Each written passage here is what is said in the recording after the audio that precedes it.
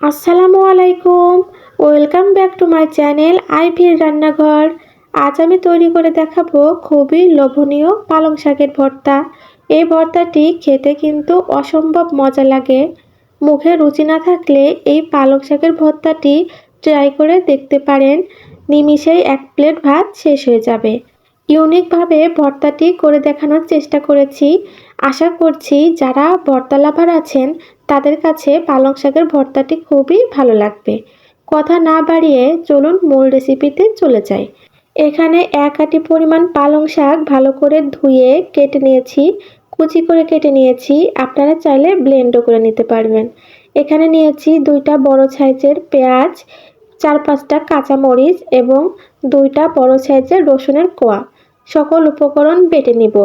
আপনারা পাটাতে বা ব্লেন্ডারে ব্লেন্ড করে নেবেন। আমি বেটে নিয়েছি। এখন চুলাতে একটা কড়াই বসিয়ে দিব। কড়াইতে পরিমাণ মতো সরিষার তেল দিয়ে দিব। আপনারা চাইলে রান্নার সাদা তেলটাও ব্যবহার করতে পারেন। ভর্তার ক্ষেত্রে সবসময় সরিষার তেলটা ব্যবহার করলেই ভর্তার ফ্লেভারটা ভালো পাওয়া যায়। এখানে দিয়ে দিলাম 1 চা চামচ পরিমাণ গোটা জিরা। জিরাটা কিছুক্ষণ ভেজে নিব। 30 সেকেন্ডের মতো তেলে ভেজে নিয়ে এর মধ্যে বেটে রাখা পেঁয়াজ, রসুন, মরিচের পেস্টটা দিয়ে দিলাম। এখন সব মশলাগুলো ভালোভাবে ভেজে নিতে হবে যেন কাঁচা গন্ধটা না থাকে। আমি 2 মিনিট মতো মশলাগুলো ভেজে নিয়েছি।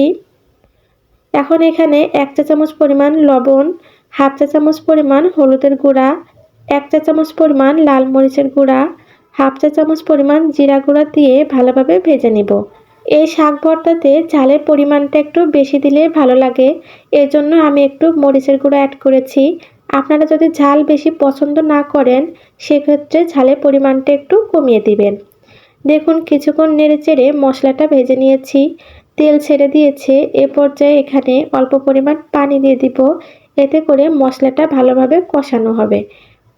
পানি দিয়ে ভালো করে মশলার সঙ্গে মিশিয়ে নিচ্ছি। আমি 2 মিনিটের মতো মশলাটা কষিয়ে নিয়েছি। দেখুন মশলার ওপরে তেল ভেসে উঠেছে। এখন এ পর্যায়ে কেটে রাখা শাকগুলো দিয়ে দিব। শাকগুলো দিয়ে ভালো করে নেড়েচেড়ে মশলার সঙ্গে মিশিয়ে নিব। আমি এখানে এক্সট্রা কোনো রকম পানির ব্যবহার করব না সিদ্ধ করার জন্য। শাকটা ভালোভাবে জাল হলে শাক থেকে কিন্তু পানি বের হবে। এখন ঢাকনা দিয়ে রাখবো। কিছুক্ষণ পর ঢাকনাটা তুলে নিলাম। দেখুন শাক থেকে কিন্তু অনেকটাই পানি ছেড়ে দিয়েছে। এ পর্যায়ে চুলার জালটা কিন্তু মিডিয়াম লো হিটে রেখে দিবেন, এতে করে শাকগুলো ভালোভাবে সিদ্ধ হবে। আবারও ঢাকনা দিয়ে রাখবো। 2 মিনিট পর ফিরে আসলাম। নেড়েচেড়ে দিব। দেখুন শাকগুলো কিন্তু ভালোভাবে সিদ্ধ হয়ে গিয়েছে। এখন আর ঢাকনা দিব না। এখন ভালোভাবে নেড়েচেড়ে পানিটা শুকিয়ে নিতে হবে। দেখুন কিছুক্ষণ জাল করার পরেই অনেকটা পানি কিন্তু শুকিয়ে এসেছে। এ পর্যায়ে আরও কিছুক্ষণ জাল করে পানিটা শুকিয়ে নিব। এমন নিত্য নতুন রেসিপি পেতে আমার চ্যানেলটি সাবস্ক্রাইব করে রাখবেন। যারা ফেসবুক পেজ থেকে দেখছেন পেজটি ফলো দিয়ে রাখবেন, এতে পরবর্তী ভিডিও আপলোড দিলে আপনাদের কাছে পৌঁছে যাবে।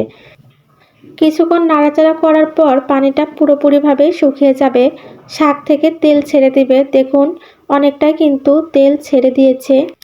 আমার ভর্তাটি রান্না কিন্তু পুরোপুরিভাবে কমপ্লিট। একবার হলেও এই রেসিপিটি ট্রাই করে দেখবেন, আশা করছি ভালো লাগবে। এখন আমি চুলা থেকে নামিয়ে গরম গরম পরিবেশন করব। গরম ভাতের সঙ্গে এই ভর্তাটি খেতে কিন্তু অসম্ভব মজা লাগে। অবশ্যই এই রেসিপিটি একবার ট্রাই করবেন বাসাতে। আজকের মতো এই পর্যন্তই। আবারও হাজির হব নতুন কোনো রেসিপি নিয়ে। সবাই ভালো থাকবেন, সুস্থ থাকবেন। আল্লাহ হাফেজ।